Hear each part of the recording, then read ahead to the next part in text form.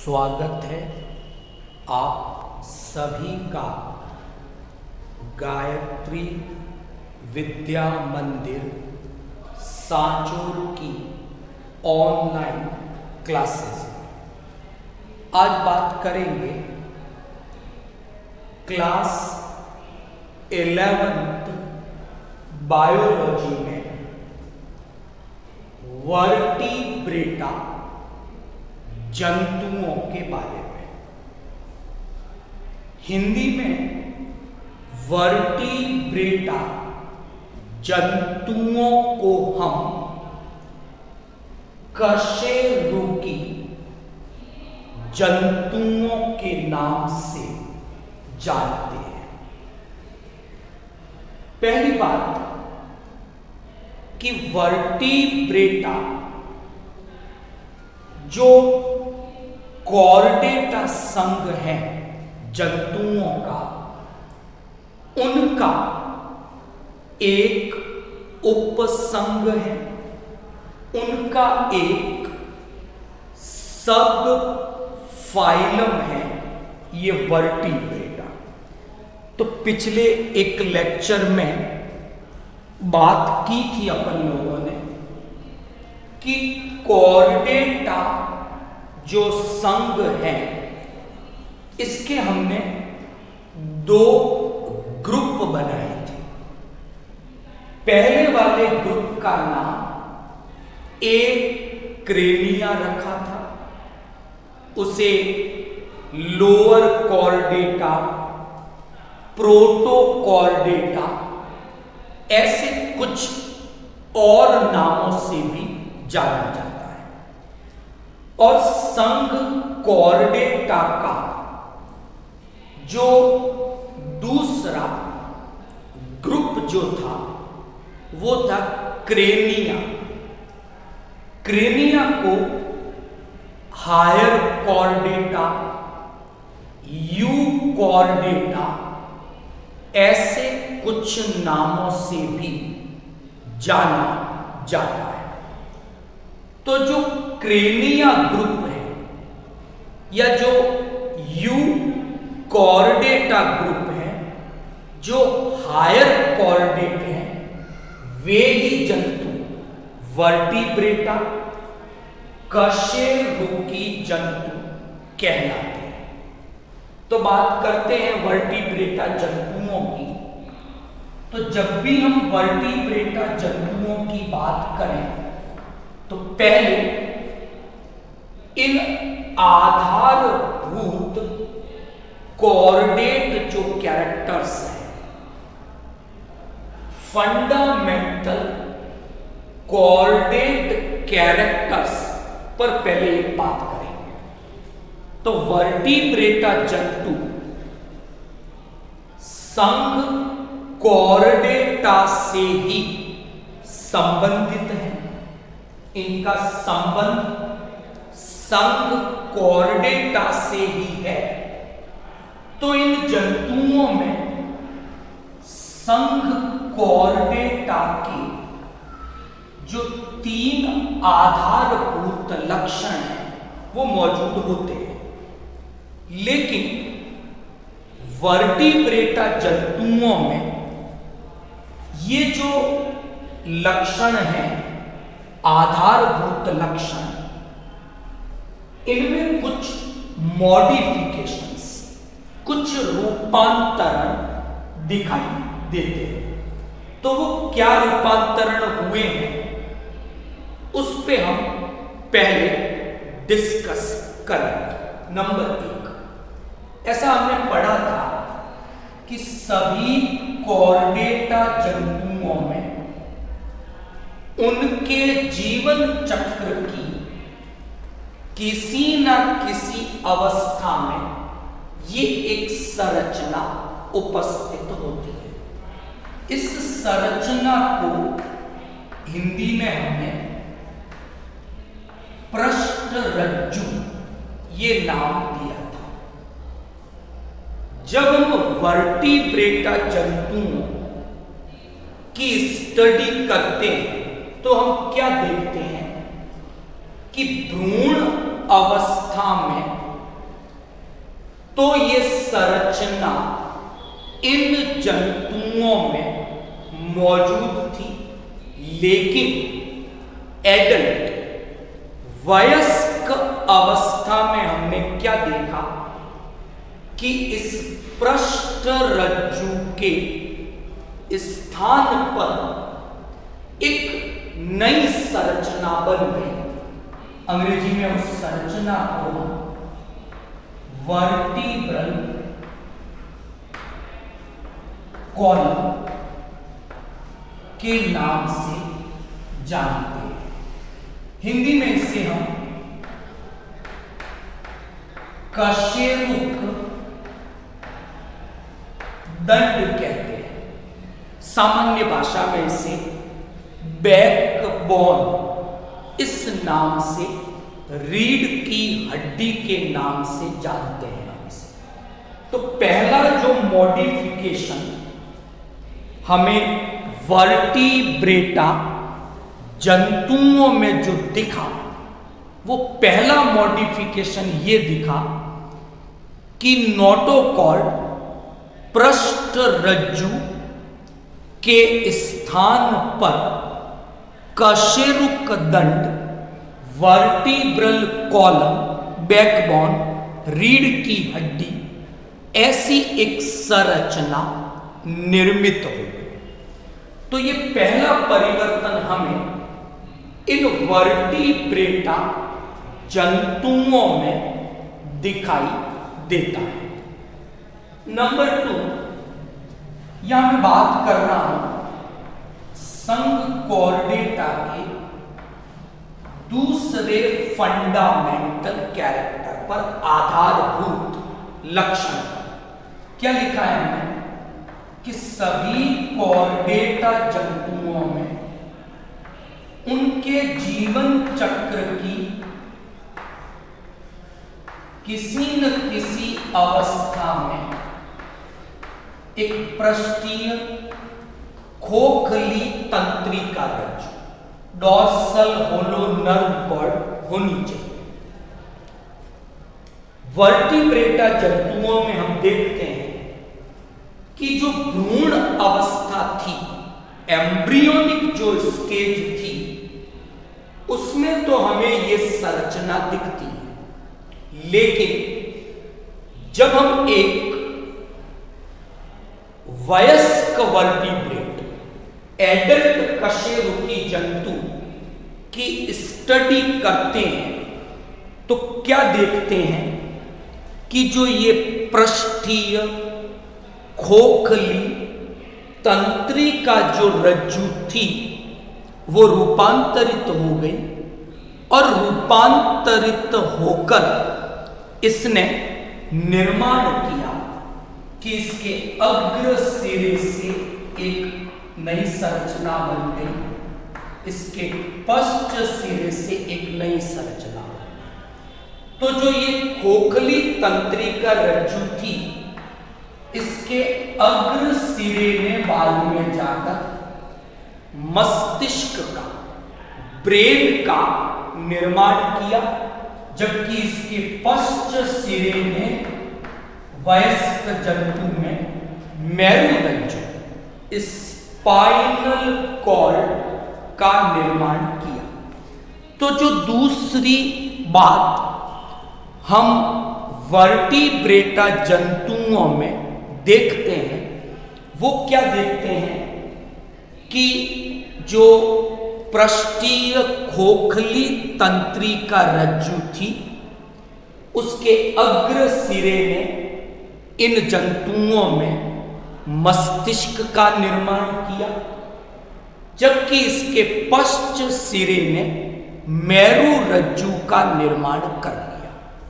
तो ये दो परिवर्तन हमें दिखते हैं इन जंतुओं के अंदर। अब मैं बात करूंगा संघ कॉर्डेटा के तीसरे आधारभूत लक्षण की, जिसे हम कहते हैं ग्रसनीय क्लोम चिह्न। तो सभी कॉर्डेटा जंतुओं के जीवन चक्र में कभी न कभी ये ग्रसनीय क्लोम छिद्र जरूर मौजूद होते हैं। अब यहां क्या मॉडिफिकेशन हुआ कि जो वर्टिब्रेट जलीय हैं उनमें तो वयस्क अवस्था में भी ये छिद्र दिखाई देते हैं, लेकिन जो वर्टिब्रेट स्थलीय हैं जैसे मानव हो गया, पक्षी हो गए, सरीसृप हो गए, तो स्थलीय कशेरुकी जंतुओं में ये ग्रसनीय क्लोम छिद्र केवल आपको भ्रूण अवस्था में दिखेंगे, वयस्क अवस्था में ये अनुपस्थित होते हैं। तो ये हमने छोटी सी चर्चा की कि संघ कॉर्डेटा का जो एक उपसंघ है वर्टिब्रेटा, उन जंतुओं की क्या विशेषताएं हैं और क्या मॉडिफिकेशंस इन जंतुओं में हुए। अब अगली मैं बात डिस्कस करूंगा कि इस वर्टिब्रेटा यानी जो कशेरुकी जंतु हैं, इनके आगे हमने दो ग्रुप बनाए। तो वर्टिब्रेटा को आगे हमने और वर्गीकृत किया और आगे वर्गीकरण इस प्रकार किया गया कि वर्टिब्रेटा के कुल दो ग्रुप हम लोगों ने बनाए। पहले ग्रुप का नाम रखा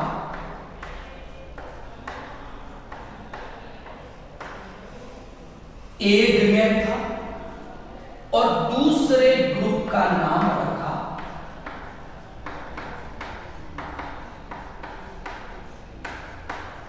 ग्नैथोस्टोमेटा। ये दो ग्रुप बनाए। तो एक ग्रुप एग्नेथा हो गया, दूसरा ग्रुप ग्नैथोस्टोमेटा हो गया। तो ये दोनों वर्टिब्रेटा के दो ग्रुप हैं।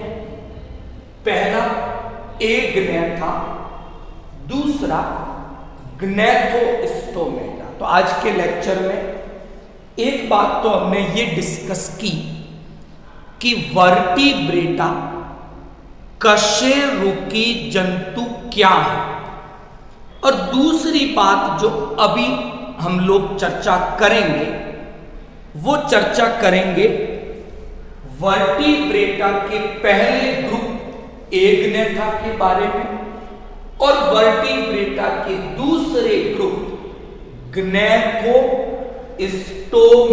के बारे में। तो पहले बात करेंगे एग्नेथा की। तो तीन बातें समझना। आप लोग अपनी कॉपी में एक टेबल भी बनाएंगे आज, जिसमें एग्नेथा और ग्नैथोस्टोमेटा में जो अंतर है, डिफरेंसेस हैं, वो आप राइट डाउन नोट करेंगे। पहली चीज, एग्नेथा ऐसे कशेरुकी जंतु हैं जिनमें वास्तविक जबड़े अनुपस्थित हैं। जैसे हमारे अंदर ऊपरी जबड़ा, निचला जबड़ा, ऐसे ये वास्तविक जबड़े हैं, जॉज है। तो एग्नेथा ऐसे कशेरुकी जंतु हैं जिनमें वास्तविक जबड़े अनुपस्थित होते हैं। एक चीज हुई। नंबर 2, जब हम एग्नेथा जंतुओं का अध्ययन करते हैं तो हम क्या देखते हैं कि इन जंतुओं में युग्मित उपांग नहीं। अब युग्मित उपांग, जैसे मेरे मानव की बात करूं, एक जोड़ी ये अग्रभुजा है जोड़ी में, एक जोड़ी ये पैर पश्चभुजा है। ऐसा ही आपको मेढक में दिखता है, ऐसा ही आपको छिपकलियों में दिखेगा, ऐसा ही आपको स्तनधारियों में, गाय भैंस, इनमें दिखेगा। पक्षियों में भी अग्रभुजा पंखों में रूपांतरित हो गई है, विंग्स के अंदर, और पश्चभुजा पैरों के रूप में होती है। तो एक नेता की पहली बात तो हमने ये की कि इन कशेरुकी जंतुओं में क्या नहीं है, वास्तविक जबड़े नहीं है एक तो। और आप जब ग्नैथोस्टोमेटा को देखोगे तो उनमें आपको